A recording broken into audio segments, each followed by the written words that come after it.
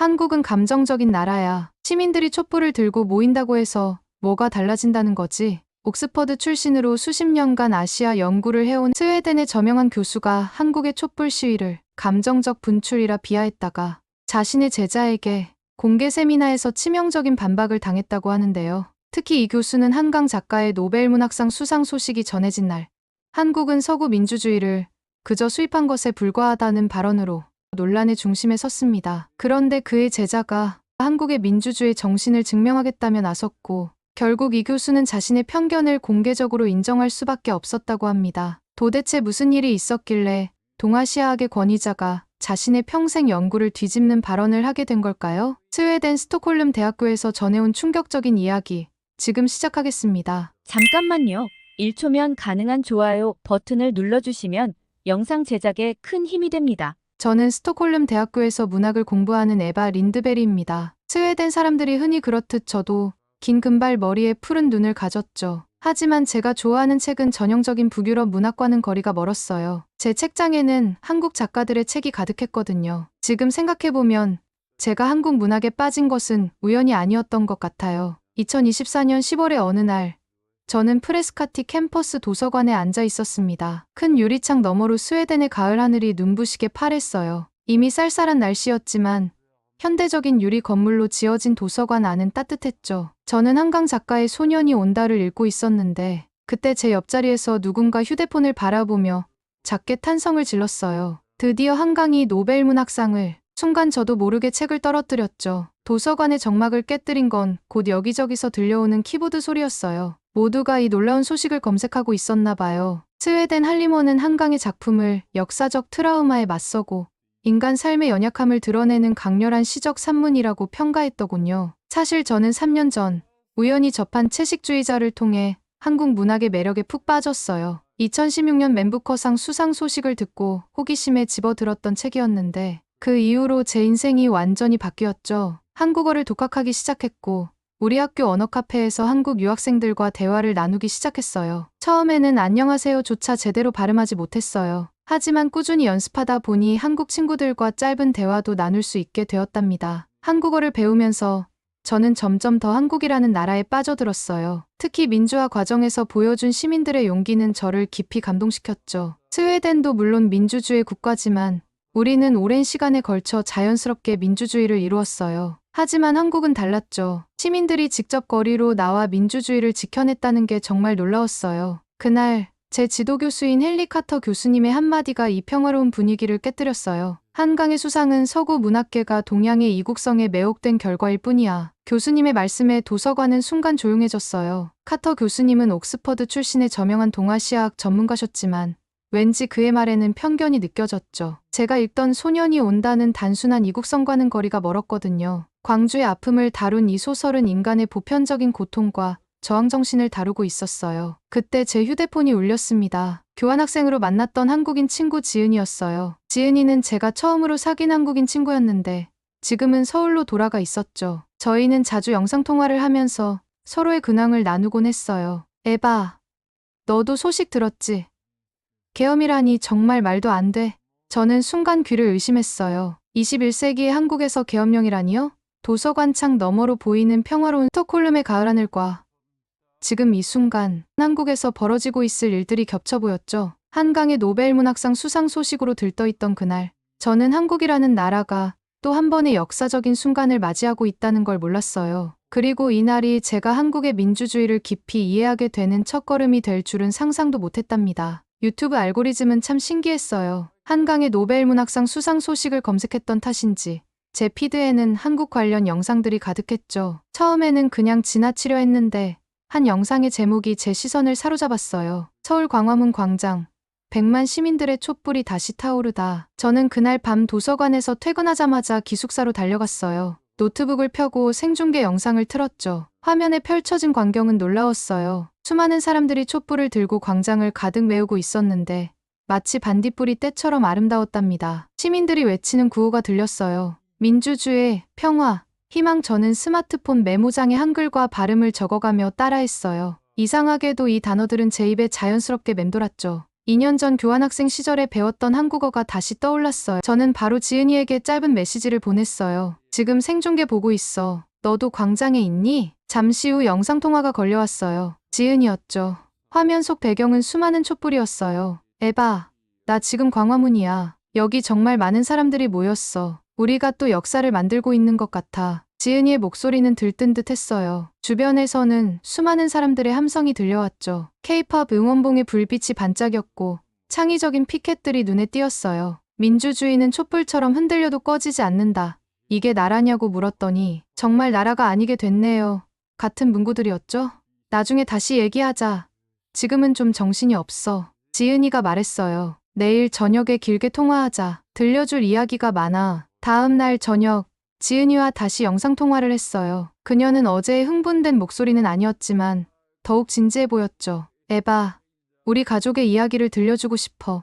지은이가 말을 꺼냈어요. 사실 우리는 3대째 민주화 운동과 관련이 있어. 지은이는 할아버지의 이야기부터 시작했어요. 1960년 4.19 혁명 당시 지은이 할아버지는 고등학생이셨대요. 지은이가 할아버지에게 직접 들은 이야기들을 하나하나 들려줬죠. 마산에서 한 학생이 희생된 후 전국의 학생들이 거리로 나왔다고 해요. 할아버지도 그때 친구들과 함께 시위에 참여하셨대요. 할아버지는 지금도 그때 이야기를 하실 때면 문시울이 붉어지신데 지은이의 목소리가 조금 떨렸어요. 19살의 용기가 결국 이승만 대통령을 물러나게 했다고. 그래서 우리도 절대 포기하면 안 된다고 하셔. 그리고 지은이는 부모님의 러브스토리 같은 이야기도 들려줬어요. 1987년 6월 항쟁 때 이화여대 학생이었던 어머니와 서울대 학생이었던 아버지가 명동성당 근처 시위 현장에서 처음 만나셨대요. 최루탄이 날아오는 그 험한 상황 속에서 시작된 인연이라고 해요. 지은이는 잠시 말을 멈추고 어제의 사진들을 보내줬어요. 광화문 광장의 질서정연한 시위대,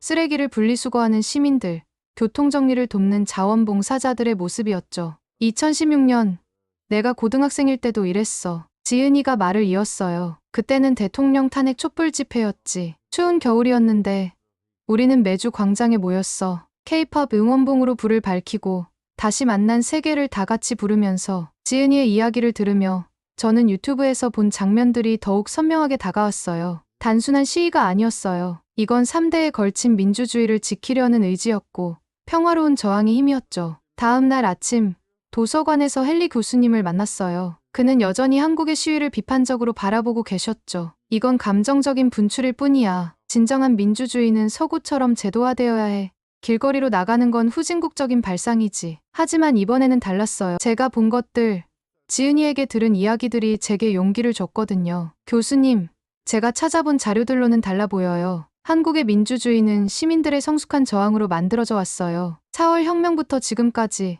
그들은 폭력 대신 평화를, 분노 대신 연대를 선택해왔잖아요. 교수님은 잠시 침묵하셨어요. 그리고 예상치 못한 제안을 하셨죠. 다음 주 세미나에서 한국 민주주의에 대해 발표해보지 않겠나? 저는 고개를 끄덕였어요. 지은이가 보내준 사진들, 유튜브에서 본 영상들, 그리고 그녀의 가족 이야기가 제 발표에 좋은 자료가 될 거라고 생각했거든요. 매일 밤 유튜브에는 새로운 집회 영상이 올라왔어요. 서울뿐만 아니라 부산, 광주, 대구, 전국 곳곳에서 촛불이 타올랐죠. SNS에는 한국 민주주의를 지지한다. 같은 해시태그가 전 세계로 퍼져나갔어요. 특히 인상 깊었던 건 시민들의 자발적인 질서 유지였어요. 차량 통행을 위해 도로 한켠을 비워두고 쓰레기는 철저히 분리수거를 했죠. 광장의 모습이 마치 하나의 작은 도시처럼 질서정연했어요. 주말에는 지은이가 새로운 영상을 보내왔어요. 수만 명의 학생들이 K-팝 노래를 부르는 장면이었죠. 처음에는 작은 목소리였지만 점점 더 커져서 광장 전체를 울렸어요. 그 모습을 보며 저는 깨달았어요. 이게 바로 민주주의구나. 교과서에 나오는 이론이 아닌 살아 숨쉬는 민주주의. 시민들의 손으로 직접 지켜내는 민주주의였어요. 저는 그날도 스톡홀름 기숙사에서 한국의 생중계를 찾아보았죠. 처음에는 단순히 시위 현장을 보는 것이라 생각했는데 제가 목격한 것은 놀라운 시민의식의 향연이었어요. 가장 먼저 눈에 띈 것은 장애인들을 위한 안전 통로였어요. 수많은 인파 속에서도 휠체어가 다닐 수 있는 넓은 통로가 자발적으로 만들어졌더군요. 시민들이 서로 손을 잡고 인간띠를 만들어 통로를 확보하고 있었죠. 마치 잘 짜여진 무대 같았어요. 아직 교복을 입은 학생들이 직접 생수를 나르는 모습도 인상적이었죠. 추운 날씨에도 밝은 표정으로 봉사하는 모습에서 희망이 보였어요. 지은이가 보내준 실시간 영상에는 이런 자원봉사자들의 모습이 생생하게 담겨 있었답니다. 시민들의 자발적인 질서 유지도 놀라웠어요. 수십만 명이 모인 광장이었지만 쓰레기 하나 없이 깨끗했죠. 시민들이 직접 분리수거 부스를 만들고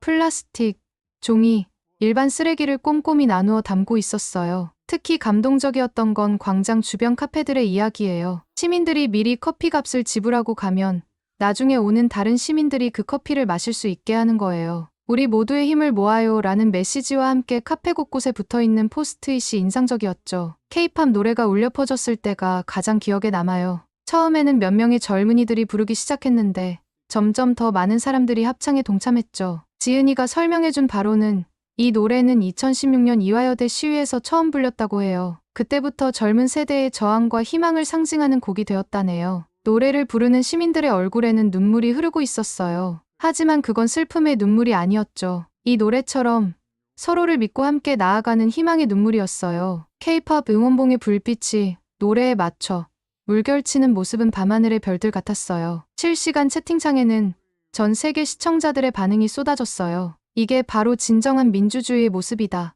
한국 시민들의 성숙함에 감동했다. 같은 댓글들이 계속해서 올라왔죠. 심지어 스웨덴어로 된 응원 메시지도 보였어요. 그날 밤 저는 이게 단순한 시위가 아니라는 걸 깨달았어요. 이건 민주주의의 축제였고 시민의식의 승리였어요. 촛불은 흔들렸지만 그들의 마음속 민주주의는 결코 흔들리지 않았답니다. 스톡홀름 대학 세미나실은 그날따라 무거웠어요. 저는 한국 민주주의의 새로운 길 제도와 시민의 조화라는 제목으로 발표를 시작했죠. 청중들 앞에서 떨리는 목소리를 진정시키며 제가 그동안 연구한 내용을 천천히 풀어나갔어요. 먼저 서구 민주주의의 발전 과정과 한국 민주주의의 특징을 비교했어요. 헨리 교수님이 강조하시던 개인주의, 법치주의, 대민주주의, 권력 분립의 중요성은 인정하면서도 한국만의 독특한 발전 과정이 있었음을 설명했죠. 실시간으로 촬영된 촛불 집회 영상을 보여드렸어요. 시민들이 자발적으로 질서를 유지하고 서로를 배려하며 평화로운 방식으로 의견을 표현하는 모습들이었죠.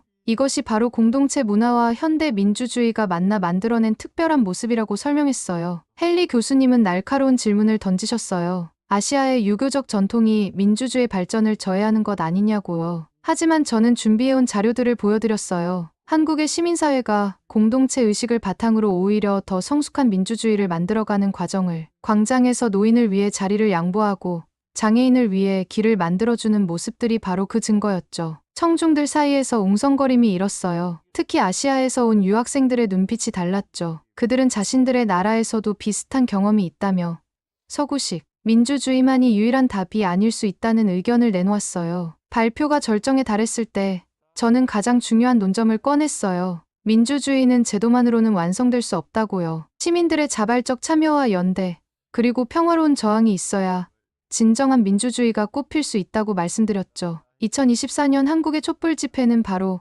그런 의미에서 새로운 민주주의의 가능성을 보여준다고 설명했어요. 시민들은 단순히 저항하는 것이 아니라 토론하고 수개하며 더 나은 민주주의를 만들어가고 있다고요. 헨리 교수님의 표정이 조금씩 변해갔어요. 특히 제가 보여준 데이터에 주목하셨죠. 한국의 민주주의가 얼마나 빠르게 성장했는지, 시민 참여가 어떻게 사회적 자본을 형성했는지를 보여주는 자료들이었어요. 세미나가 끝날 무렵 교수님은 뜻밖의 말씀을 하셨어요. 서구 중심적 시각으로는 보지 못했던 새로운 가능성을 보았다고요. 민주주의의 다양성, 그리고 각 사회의 문화적 맥락을 고려해야 한다는 점을 인정하셨죠. 그날 밤, 저는 지은이에게 긴 이메일을 썼어요. 서구의 한 작은 세미나실에서 한국 민주주의의 가치가 새롭게 조명받았다고요. 그리고 그들의 촛불이 여기 스톡홀름에서도 밝게 빛나고 있다고 전했답니다. 세미나가 끝난 후 예상치 못한 일이 벌어졌어요. 다른 학과의 교수님들이 찾아오셔서 추가 세미나를 제안하셨죠. 특히 정치학과와 사회학과에서 한국의 시민운동이 가진 특별한 힘에 대해 더 깊이 연구해보고 싶다고 하셨어요. 유럽의 시각에서 보면 촛불 집회의 평화로운 저항 방식은 매우 신선했나 봐요. 폭력적인 시위나 혼란 없이도 수많은 시민들이 하나의 목소리를 낼 수 있다는 사실이 그들에겐 놀라웠죠. 한 교수님은 프랑스의 노란 조끼 시위와 한국의 촛불 집회를 비교하고 싶다고 하셨어요. 왜 한국의 시위는 이렇게 질서정연하고 평화로울 수 있는지 그 배경이 궁금하다고 하셨죠. 아시아에서 온 유학생들의 반응은 더욱 뜨거웠어요. 그들은 자국의 민주화 운동 경험을 이야기하고 싶어 했고, 한국의 사례가 그들에게도 새로운 희망이 된다고 했죠. 태국에서 온 학생은 자기 나라의 우산 시위와 촛불 집회를 비교하며 운시효를 불켰어요. 연구실로 돌아가는 길에 헨리 교수님이 조용히 말씀하셨어요. 서구 민주주의의 역사가 오래되었다고 해서 반드시 더 나은 것은 아닐 수 있다고요. 때로는 새로운 길이 더 밝은 미래를 보여줄 수 있다는 걸 이제야 알게 됐다고 하셨죠. 그날 밤 지은이가 보내온 사진 한 장이 모든 것을 말해주는 것 같았어요. 스웨덴의 차가운 겨울밤. 저도 창가에 작은 촛불을 켰어요. 서울과 스톡홀름의 시간은 달랐지만 그 불빛만은 같았죠. 민주주의를 향한 희망의 빛이었으니까요. 다음 날 학교 신문사에서 인터뷰 요청이 왔어요. 한국 민주주의의 새로운 가능성에 대해 더 많은 사람들이 알고 싶어 했죠. 저는 이제 막 시작된 이 일들이 앞으로 어떻게 이어질지 궁금해졌답니다. 학교 신문사와의 인터뷰는 예상보다 길어졌어요. 기자는 특히 한국의 촛불 집회가 가진 문화적 특징에 관심이 많았죠. K-팝 응원봉을 시위 도구로 활용하는 창의성이라든가 질서정연한 행진과 청소, 서로를 배려하는 시민의식까지. 인터뷰가 나간 후 캠퍼스 분위기가 조금씩 달라지는 걸 느꼈어요. 동아시아학과 학생들은 물론이고 다른 학과 학생들도 한국의 민주주의에 대해 토론하기 시작했죠. 도서관에서는 한국의 민주화 운동 관련 책들이 대출 예약으로 가득 찼다고 해요. 헨리 교수님은 이제 매주 저와 티타임을 가지며 한국의 상황에 대해 이야기를 나눴어요. 그의 서구 중심적인 시각이 조금씩 변화하는 걸 느낄 수 있었죠. 특히 시민들의 자발적인 질서 유지와 평화로운 저항 방식에 깊은 감명을 받은 것 같았어요. 한 달이 지난 어느 날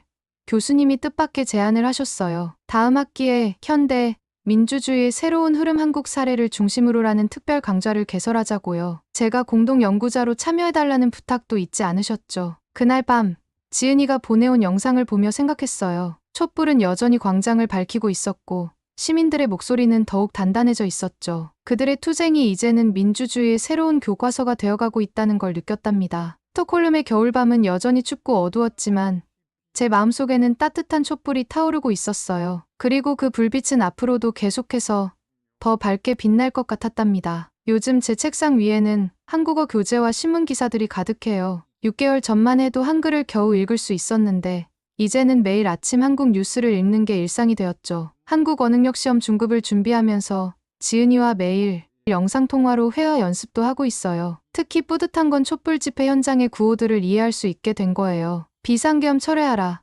민주주의를 수호하자 같은 구호들을 직접 읽을 수 있게 되니 광장의 함성이 더 가깝게 느껴지더라고요. 지은이가 보내주는 현장 영상 속 피켓들도 하나하나 읽어보며 시민들의 마음을 더 깊이 이해하게 됐죠. 헨리 교수님의 연구실에도 변화가 찾아왔어요. 책상 위에 항상 놓여있던 서구 민주주의 이론서들 옆에 한국의 민주화, 운동 관련 서적들이 하나둘 늘어났죠. 아시아 민주주의의 재발견이라는 새 프로젝트를 시작하신 교수님은 특히 한국의 시민운동에 깊은 관심을 보이셨어요. 에바, 자네 덕분에 30년 동안의 편견을 깨닫게 되었네. 교수님이 어느 날 고백하듯 말씀하셨어요. 자네 말대로 한국의 민주주의는 서구식 잣대로는 설명할 수 없는 특별한 것이더군.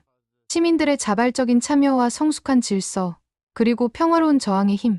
이건 우리가 새롭게 주목해야 할 민주주의의 한 형태일세. 교수님은 다음 학기부터 현대 아시아의 민주주의 운동이라는 새로운 강의를 개설하기로 하셨어요. 한국의 촛불 집회를 중심 사례로 다루겠다고 하셨죠. 감정적 분출이라고 폄하하던 예전의 모습은 찾아볼 수 없었어요. 매일 밤 저도 창가에 촛불을 켜요. 창 너머로 보이는 스톡홀름의 어두운 하늘을 바라보며 서울의 촛불들을 생각해요. 한국의 민주주의가 다시 한번 승리하기를, 그 위대한 시민들의 염원이 이루어지기를 간절히 바라면서요. 이제는 저도 이해해요. 왜 지은이의 할아버지가 19살의 나이에 거리로 나섰는지, 왜 그녀의 부모님이 최루탄 속에서도 희망을 놓지 않았는지, 그리고 왜 지금도 시민들이 광장으로 나가는지를. 한국의 촛불은 반드시 승리할 거예요. 한국 민주주의는 늘 그랬던 것처럼 이번에도 다시 한번 역사를 새로 쓸 테니까요. 오늘은 스웨덴의 한 유학생이 한국 민주주의의 가치를 세계에 알리게 된 특별한 이야기를 들어보았습니다. 한국의 촛불 집회가 보여준 성숙한 시민의식과 평화로운 저항 방식은 전 세계에 새로운 민주주의의 가능성을 보여주었습니다. 질서 정연한 시위 문화,